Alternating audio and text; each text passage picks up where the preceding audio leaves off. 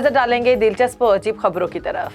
मुल्तान में 6 भाइयों की 6 बहनों से इज्तिमाई शादी का अनोखा वाकया। वैसे तो शादी की बाबत हम सुनते ही रहते हैं कि एक से जायद भाई या बहनों की एक साथ शादी कर दी गई, लेकिन हाल ही में मुल्तान में और भी अनोखी बात हो गई। 6 भाइयों की 6 बहनों से शादी अंजाम पाई है। दुल्हनों के सारे शोहर उनके चचा के बेटे हैं। महंगाई के इस दौर में अब ये रवाज आम होता जा रहा है कि जब एक ही घर में एक से ज्यादा शादियां हो रही हों तो उन्हें एक ही दिन और एक ही बार निपटा दिया जाए। दूल्हों और दुल्हनों ने अपनी शादी पर खुशी का इजहार किया।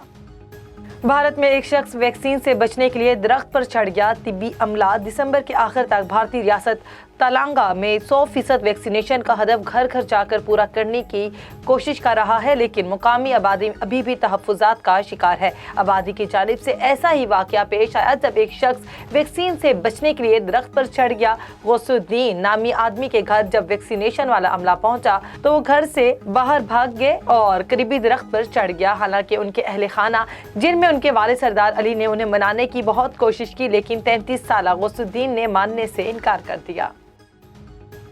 भारत की रियासत आसाम में 1 किलो चाय की पत्ती 1 लाख रुपए की रिकॉर्ड कीमत में फरोख्त हुई। भारतीय मीडिया के मुताबिक आसाम में चाय बनाने वाली कंपनी की गोल्ड टी के नाम से मशहूर चाय की पत्ती का 1 किलोग्राम नीलाम में रिकॉर्ड 1 लाख रुपए की कीमत पर फरोख्त हुआ। चाय की पत्ती तैयार करने वाली कंपनी का कहना है कि गोल्ड टी चाय की नहायत नायाब, कीमती और नफीस किस्म की पत्तियों और कली से तैयार की जाती हैं। हर साल कंपनी 10 किलोग्राम गोल्ड टी तैयार करती है, लेकिन रवां साल सिर्फ 2 किलोग्राम गोल्ड टी तैयार की गई।